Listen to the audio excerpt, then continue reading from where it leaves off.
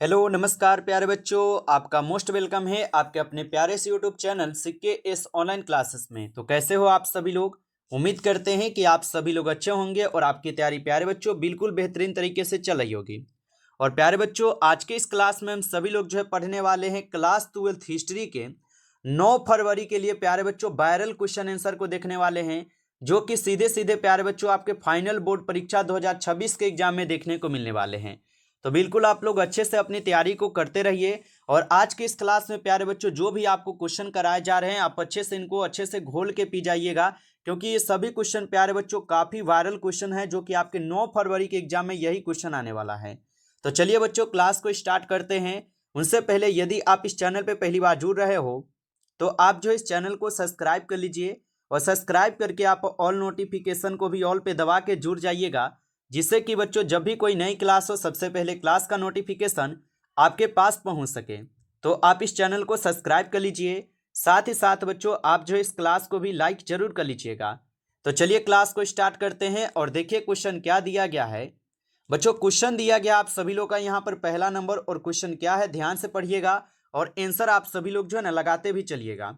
और प्रश्न दिया गया है कि मुगल साम्राज्य का वास्तविक संस्थापक कौन था। चलिए आंसर लगाइए कि मुगल साम्राज्य का वास्तविक संस्थापक कौन था। तो याद रखिएगा प्यारे बच्चों अकबर थे। ऑप्शन ए सही जवाब हो जाएंगे, अकबर थे।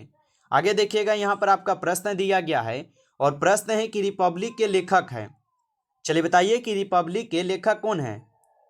तो रिपब्लिक के लेखक हो जाएंगे कौन, प्लेटो। बिल्कुल ऑप्शन ए लगा रहे हो तो सही जवाब है प्लेटो होगा। आगे देखिएगा प्यारे बच्चों यहाँ पर क्वेश्चन दिया गया है, और क्वेश्चन क्या दिया गया है कि हुमायूं का भाई कौन था।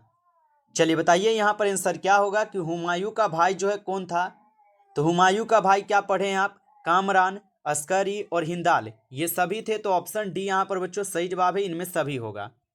आगे देखिए यहाँ पर आपका प्रश्न आता है, और क्वेश्चन क्या है कि रजनामा के नाम से किस ग्रंथ का फारसी अनुवाद जो है किया गया है। तो रजनामा के नाम से किस ग्रंथ का फारसी अनुवाद किया गया है। तो महाभारत का किया गया है। आप लोग याद रख लीजिएगा, ऑप्शन बी सही जवाब होगा, यहाँ पे महाभारत हो जाएंगे। आगे देखिएगा प्यारे बच्चों क्वेश्चन आपका दिया गया 5 नंबर, और क्वेश्चन क्या है कि अकबर ने किस सन में दीन इलाही धर्म जो है चलाया था। बताइए कि अकबर ने किस सन में दीन इलाही धर्म चलाया था। तो याद रखिएगा आप सभी लोग, अकबर ने किस सन में दीन इलाही धर्म चलाया था। तो 1581 से 1582 में, ऑप्शन डी सही जवाब है। आप सभी लोग जो है याद रखेंगे। आगे देखिए यहाँ पर आप लोग का प्रश्न है कि अकबर के समय राजकुमारों को अधिकतम कितने का मनसबदार जो है बनाया गया था। तो अकबर के समय राजकुमारों को अधिकतम कितने का मनसबदार बनाया गया था। तो याद रखिएगा आप सभी लोग 12,000 का, ऑप्शन डी सही जवाब है, 12,000 का मनसबदार बनाए गए थे। आगे देखिएगा यहाँ पर आप लोग का प्रश्न आता है कि दीवान ए अशरफ का अर्थ है। चलिए बताइए कि दीवान ए अशरफ का अर्थ क्या होगा। तो दीवान ए अशरफ का अर्थ होता है राजस्व विभाग का अध्यक्ष। ऑप्शन सी सही जवाब है, राजस्व विभाग का अध्यक्ष होगा। आगे देखिए प्रश्न यहाँ पर आता है कि सिंधु कान्हू ने किस विद्रोह का नेतृत्व किया था। बताइए कि सिंधु कान्हू ने किस विद्रोह का नेतृत्व किए थे। तो याद रखिएगा आप सभी लोग संथाल विद्रोह के, ऑप्शन बी सही जवाब है, संथाल विद्रोह होगा। आगे देखिए यहाँ पर आप लोग का प्रश्न है कि ईस्ट इंडिया कंपनी की जो स्थापना है ये कब हुई थी। चलिए बताइए कि ईस्ट इंडिया कंपनी की स्थापना कब हुई थी। तो याद रखिएगा ईस्ट इंडिया कंपनी की स्थापना 1600 एडी में होते हैं। ऑप्शन ए सही जवाब है, 1600 एडी में। चलिए आगे देखिएगा प्यारे बच्चों, यहाँ पर आप लोग का क्वेश्चन दिया गया है, और क्वेश्चन क्या है आपका कि लॉर्ड कॉर्नवालिस का जीवन काल था। चलिए बताइए कि लॉर्ड कॉर्नवालिस का जीवन काल था। तो बच्चों याद रखिएगा लॉर्ड कॉर्नवालिस का जीवन काल था 1738 से 1805 तक। ऑप्शन बी यहाँ पे सही जवाब है, याद रखेंगे। आगे देखिए यहाँ पर आपका प्रश्न है कि पुर्तगालियों ने गोवा पर कब अधिकार किया था। तो पुर्तगालियों ने गोवा पर कब अधिकार किया था। तो याद रखिएगा आप सभी लोग 1510 में किए थे। ऑप्शन सी सही जवाब है। आगे देखिए यहाँ पर आपका क्वेश्चन दिया गया, और क्वेश्चन क्या है कि किस युद्ध में विजय के पश्चात ईस्ट इंडिया कंपनी ने बंगाल, बिहार एवं उड़ीसा के दीवानी अधिकार जो है प्राप्त कर लिए हैं। तो किस युद्ध में विजय के पश्चात ईस्ट इंडिया कंपनी ने बंगाल, बिहार एवं उड़ीसा के दीवानी अधिकार को प्राप्त कर लिए हैं। तो बक्सर के युद्ध के बाद, ऑप्शन बी सही जवाब है बक्सर युद्ध के बाद। आगे देखिए यहाँ पर आपका प्रश्न आता है और क्वेश्चन क्या है, रैयतवाड़ी व्यवस्था जो है ये सर्वप्रथम कहाँ लागू की गई थी। तो रैयतवाड़ी व्यवस्था सर्वप्रथम कहाँ पे लागू की गई थी, तो ये सर्वप्रथम मद्रास में लागू होती है, ऑप्शन सी सही जवाब है। आगे देखिएगा यहाँ पर आपका प्रश्न है कि लक्ष्मीबाई कहाँ की जो है ना रानी थी। चलिए बताइए कि लक्ष्मीबाई कहाँ की रानी थी। तो लक्ष्मीबाई जो है ये तो झांसी की रानी थी, तो ऑप्शन सी सही जवाब है, झांसी की रानी होगा। आगे देखिएगा प्रश्न यहाँ पर आता है कि 1857 ईस्वी के विद्रोह में शहीद होने वाला पहला व्यक्ति कौन था। तो 1857 ईस्वी के विद्रोह में शहीद होने वाला पहला व्यक्ति था मंगल पांडे, ऑप्शन बी सही जवाब है मंगल पांडे, याद रखिएगा।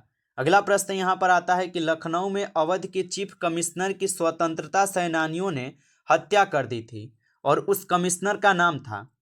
तो लखनऊ में अवध के चीफ कमिश्नर की स्वतंत्रता सेनानियों ने हत्या कर दी थी और उस कमिश्नर का नाम था हेनरी लॉरेंस, ऑप्शन सी सही जवाब है हेनरी लॉरेंस होगा। आगे देखिए यहाँ पर प्रश्न है कि 1857 ईस्वी के विद्रोह के दिनों में जो भविष्यवाणी की गई थी उनके अनुसार प्लासी की जंग के 100 साल जिस तिथि को पूरा होना था वह कौन सी थी। तो याद रखिएगा आप सभी लोग 23 जून 1857 ईस्वी, ऑप्शन बी सही जवाब है, याद रखिएगा। चलिए आगे देखिए यहाँ पर आपका प्रश्न है कि 1857 के विद्रोह के समय भारत का गवर्नर जनरल कौन था। तो 1857 ईस्वी के विद्रोह के समय भारत का गवर्नर जनरल कौन था, तो लॉर्ड कैनिंग था। बच्चों याद रखेंगे, ऑप्शन सी सही जवाब होगा।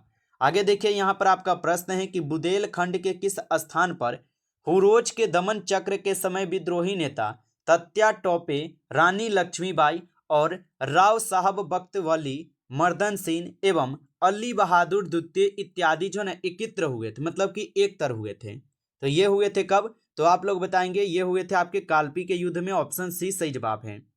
आगे देखिए यहाँ पर आप लोग का प्रश्न है रानी लक्ष्मीबाई को किस नाम से भी जाना जाता है। तो ये प्रश्न आपको पहले पढ़ा चुके हैं कि रानी लक्ष्मीबाई को किस नाम से जानते हैं, छबीली, मनु और मणिकर्णिका, इन सभी नाम से जानते हैं, याद रखिएगा। आगे देखिए अगला प्रश्न आता है 1857 ईस्वी के गद्दर को किसने क्रांति कहा था। चलिए आंसर लगाइएगा कि 1857 ईस्वी के गद्दर को किसने क्रांति कहा था। तो इनको क्रांति कहे हुए थे कौन, आरसी मजूमदार, ऑप्शन बी सही जवाब है यहाँ पर आरसी मजूमदार होगा। आगे देखिए यहाँ पर आपका प्रश्न आता है कि 1857 के विद्रोह के समय इंग्लैंड का प्रधानमंत्री कौन था। तो 1857 ईस्वी के विद्रोह के समय इंग्लैंड का प्रधानमंत्री था पामस्टर्न, ऑप्शन सी सही जवाब है पामस्टर्न। आगे देखिए क्वेश्चन यहाँ पर दिया गया, गेटवे ऑफ इंडिया का निर्माण जो है कब होता है। तो गेटवे ऑफ इंडिया का निर्माण कब हुआ था, तो याद रखिएगा आप सभी लोग, गेटवे ऑफ इंडिया का जो निर्माण है ये आपके होते हैं कब, तो याद रखिएगा आप सभी लोग बच्चों, ये होते हैं आपके 1911 ईस्वी में। कब होते हैं, 1911 में, ऑप्शन सी सही जवाब है। आगे देखिए यहाँ पर आपका प्रश्न दिया गया, क्वेश्चन है कि 1857 ईस्वी के कौन से विद्रोह के पहले दिल्ली के कोतवाल हुआ करते थे। तो 1857 ईस्वी के कौन से विद्रोह के पहले दिल्ली के कोतवाल हुआ करते थे, तो याद रखिएगा गंगाधर नेहरू, ऑप्शन ए सही जवाब है। आगे देखिएगा यहाँ पर आपका प्रश्न दिया गया है कि सुएज नहर व्यापार हेतु जो है ना खोली गई। चलिए बताइए कि सुएज नहर जो है ये व्यापार हेतु कब खोली गई थी। तो याद रखिएगा आप सभी लोग, ये खोली गई थी आपके 1869 ईस्वी में, ऑप्शन बी सही जवाब है, याद रखेंगे। आगे देखिएगा यहाँ पर आपका प्रश्न है कि 7 द्वीपों का नगर जो है किसे कहा जाता है। बताइए कि 7 द्वीपों का नगर किसे कहा जाता है। तो याद रखिएगा 7 द्वीपों का नगर कहते हैं बम्बई को, ऑप्शन ए सही जवाब है, बम्बई को कहते हैं। अगला क्वेश्चन देखिएगा आप लोग का, क्वेश्चन है कि शेर ए पंजाब के नाम से किसे जाना जाता है। तो शेर ए पंजाब के नाम से किसे जानते हैं, तो लाला लाजपत राय जी को शेर ए पंजाब के नाम से जाना जाता है, ऑप्शन डी सही जवाब है। आगे देखिए यहाँ पर प्रश्न है कि 1916 में हुए भारतीय राष्ट्रीय अध्यक्षता किसने की थी, कांग्रेस के लखनऊ अधिवेशन की। तो ये किसके द्वारा की गई थी, अंबिका चरम मजूमदार के द्वारा की गई थी, आप पढ़ें इसको, ऑप्शन बी होगा। आगे देखिए क्वेश्चन है आप लोग का, डांडी किस राज्य में जो है ना स्थित है। चलिए आंसर लगाइए।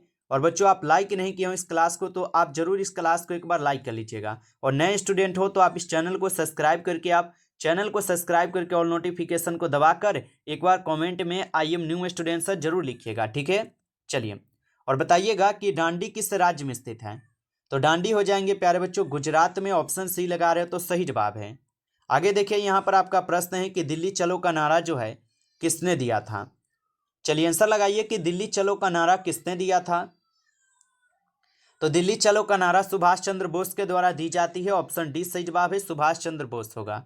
आगे देखिएगा यहाँ पर आपका प्रश्न है कि बंगाल के विभाजन की घोषणा कब हुई थी। चलिए आंसर लगाइएगा आप सभी लोग कि बंगाल विभाजन की घोषणा कब होती है। तो 1905 में बंगाल विभाजन की घोषणा होती है और 1911 में ये रद्द कर दी जाती है, ठीक है, याद रखिएगा। आगे देखिए क्वेश्चन है, और क्वेश्चन क्या है बच्चों की क्लीमेंट इटली ने यह घोषणा कब की थी कि ब्रिटिश शासन 1948 ईस्वी तक भारत छोड़ देगा। तो क्लीमेंट इटली ने यह घोषणा कब किया था कि ब्रिटिश शासन जून 1948 तक भारत को छोड़ देंगे। तो ये घोषणा किए गए थे उनके द्वारा आपके 20 फरवरी 1947 को, ऑप्शन बी यहाँ पे सही जवाब होगा। आगे देखिए यहाँ पर आप लोग का क्वेश्चन है कि दिसंबर 1943 ईस्वी में मुस्लिम लीग ने कांग्रेस के भारत छोड़ो आंदोलन के नारे के मुकाबले में नया नारा बांटो और भागो अपने किस अधिवेशन में दिया था। तो वह दिए हुए थे आपके कराची अधिवेशन में, ऑप्शन ए सही जवाब है यहाँ पर कराची अधिवेशन। आगे देखिए यहाँ पर आप लोग का प्रश्न है कि ब्रिटिश सरकार की नीतियों से दुखी होकर उपवास की घोषणा जो है ना किसने की थी। तो ब्रिटिश सरकार की नीतियों से दुखी होकर उपवास की घोषणा किए गए थे आपके महात्मा गांधी जी के द्वारा, ऑप्शन बी सही जवाब है, महात्मा गांधी जी, याद रखिएगा। आगे देखिए यहाँ पर क्वेश्चन है कि भारतीय राष्ट्रीय कांग्रेस की जो प्रथम महिला यहाँ पे अध्यक्ष थी कौन थी। चलिए बताइए कि भारतीय राष्ट्रीय कांग्रेस की प्रथम महिला अध्यक्ष कौन थी। तो याद रखिएगा आप सभी लोग, एनी बेसेंट थी। कौन थी? एनी बेसेंट, ऑप्शन ए लगा रहे हैं तो सही जवाब है। आगे देखिए यहाँ पर आपका प्रश्न है कि कैबिनेट मिशन केंद्र में अंतरिम सरकार का गठन का प्रस्ताव जो है ना पेश करता है। तो कैबिनेट मिशन केंद्र में अंतिम सरकार का गठन का प्रस्ताव कौन पेश करता है। तो ये पेश की जाती है आपके किसके द्वारा, याद रख लीजिएगा, 16 जून 1946 को पेश कर दी जाती है, ऑप्शन सी सही जवाब है। आगे देखिएगा यहाँ पर आपका प्रश्न आता है, और प्रश्न क्या दिया गया। प्रश्न है कि संविधान सभा के सामने उद्देश्य प्रस्ताव जो है कब पेश किया गया था। तो संविधान सभा के सामने उद्देश्य प्रस्ताव कब पेश किया गया था, 13 दिसंबर 1946 को, याद रखिएगा, 13 दिसंबर 1946। आगे देखिए यहाँ पर प्रश्न है कि भारतीय संविधान जो है ये कब लागू किया गया था। चलिए बताइए आप सभी लोग कि भारतीय संविधान कब लागू किया गया था। तो याद रखिएगा आप सभी लोग, 26 जनवरी 1950 को भारतीय संविधान जो है ये लागू की जाती है, ऑप्शन डी सही जवाब है यहाँ पर, याद रखिएगा। अगला प्रश्न आता है बच्चों की इंडिया गेट का निर्माण कब हुआ था। चलिए बताइए कि इंडिया गेट का निर्माण कब होता है। तो इंडिया गेट का निर्माण आप सभी लोग जो है याद रखेंगे, यह 1931 में होता है, ऑप्शन सी सही जवाब है, 1931 में इंडिया गेट का निर्माण हुआ था। आगे देखिए यहाँ पर आपका क्वेश्चन है, और क्वेश्चन क्या है कि ब्रिटिश शासनकाल में भारत में धन प्रवास का सिद्धांत जो है ना किसने प्रतिपादित किया था। आंसर लगाइए। और बच्चों आप चाहते हो कि नोट्स लेना चाहते हो, अगर आप चाहते हो कि गेसिंग किया गया क्वेश्चन आपको नोट्स में मिले तो आप ले सकते हो, बिल्कुल नोट्स में आपको गेसिंग किया गया क्वेश्चन दिए जा रहे हैं जो कि सीधे सीधे आपके पेपर में बच्चों वही क्वेश्चन आएंगे। तो आप चाहे तो इस नंबर पे एसएमएस कर लीजिए और बोलिए किस तरह हमें नोट्स चाहिए, ठीक है। इस तरीके से आप एसएमएस लिखकर मैसेज कीजिए। और आपको ये भी पता होना चाहिए, ज़्यादा नहीं, आपको सिर्फ ऑब्जेक्टिव और सब्जेक्टिव अगर आप लेते हो तो दोनों का वही 30 रुपये लगेंगे। एक सब्जेक्ट लीजिएगा ना तो आपको 30 रुपये लगेंगे, चाहे आप हिस्ट्री लीजिए, ज्योग्राफी लीजिए, कोई भी सब्जेक्ट लीजिए, ठीक है, 30 रुपये लगेंगे, जिसमें दोनों क्वेश्चन रहेगा, ऑब्जेक्टिव प्लस सब्जेक्टिव, और दोनों गेसिंग किया गया है क्वेश्चन मिलेगा। आप चाहें तो लेकर पढ़ सकते हो, ठीक है। अगर ये ज़्यादा हो तो आप जरूर बताइए, ठीक है। 30 रुपया कोई बच्चों ज़्यादा नहीं है, आप चाहें तो इसको लेकर पढ़ सकते हो, ठीक है। चलिए तो आप स्क्रीनशॉट लेकर रख लीजिए, क्लास के बाद मैसेज कर लीजिएगा अगर लेना हो तो, ठीक है। चलिए और बताइएगा, ब्रिटिश शासनकाल में भारत में धन प्रवास का सिद्धांत किसने प्रतिपादित किया था। तो बच्चों आप सभी लोग याद रखेंगे, दादा भाई नौरोजी, ऑप्शन बी सही जवाब है, दादा भाई नौरोजी हो जाएंगे। आगे देखिएगा यहाँ पर आपका प्रश्न है कि चंपारण सत्याग्रह का संबंध किस राज्य से है। तो चंपारण सत्याग्रह का संबंध किस राज्य से है। तो ये हो जाएंगे बिहार राज्य से। कहाँ से है? बिहार राज्य से है, ऑप्शन ए सही जवाब है। आगे देखिए यहाँ पर आप लोग का प्रश्न है कि महात्मा गांधी को सर्वप्रथम महात्मा किसने कहा था। चलिए बताइए आप सभी लोग कि महात्मा गांधी जी को सर्वप्रथम महात्मा किसने कहा था। तो रविंद्रनाथ टैगोर जी कहे हुए थे। ऑप्शन ए सही जवाब है, रविंद्रनाथ टैगोर कहे थे। आगे देखिए यहाँ पर प्रश्न आता है कि गांधी जी किसे अपना राजनीतिक गुरु मानते थे। तो गांधी जी किसे अपना राजनीतिक गुरु मानते थे? तो याद रखिएगा आप सभी लोग, गांधी जी जो है ये गोपाल कृष्ण गोखले को अपना राजनीतिक गुरु मानते थे। ऑप्शन सी सही जवाब है। आगे देखिएगा यहाँ पर प्रश्न है कि अमृतसर जलियांवाला में जनसंहार कब हुआ था। तो ये तो प्रश्न आप अच्छे से रट गए हो, सभी लोग रटे हैं। 13 अप्रैल 1919 को होता है, याद रखेंगे। आगे देखिए अगला प्रश्न है कि अंटू दिस लास्ट नामक जो है ना ये रचना किसकी है। तो ये रचना भी कितने बार पढ़ा है, रस्किन की है। ऑप्शन ए है। आगे देखिए अगला प्रश्न यहाँ पर आता है, करो या मरो का नारा किसने दिया। चलिए लगाइए आंसर क्या होगा कि करो या मरो का नारा जो है ना किसने दिया था। तो करो या मरो का नारा गांधी जी के द्वारा दी जाती है ना। ऑप्शन ए सही जवाब है, गांधी जी होगा। आगे देखिएगा यहाँ पर आपका प्रश्न है कि द्वितीय विश्व युद्ध किस वर्ष प्रारंभ हुआ था। तो द्वितीय विश्व युद्ध जो है ये किस वर्ष प्रारंभ होता है। तो याद रख लीजिएगा द्वितीय विश्व युद्ध होता है आपके 1939 में। ऑप्शन बी यहाँ पर आपका सही जवाब है, 1939। आगे देखिए प्रश्न यहाँ पर आता है कि सविनय अवज्ञा आंदोलन का आरंभ किसने किया था। तो सविनय अवज्ञा आंदोलन का आरंभ की जाती है आपके गांधी जी के द्वारा। ऑप्शन ए सही जवाब है, गांधी जी हो जाएंगे। आगे देखिएगा यहाँ पर आपका प्रश्न आता है और क्वेश्चन क्या है कि भारतवर्ष का अंतिम वायसराय कौन था। बताइए कि भारतवर्ष का अंतिम वायसराय कौन था। तो याद रख लीजिएगा सी राजगोपालाचारी जो है ये भारतवर्ष का अंतिम वायसराय था। ऑप्शन बी सही जवाब है। आगे देखिए क्वेश्चन है कि पाकिस्तान का गठन कब होता है।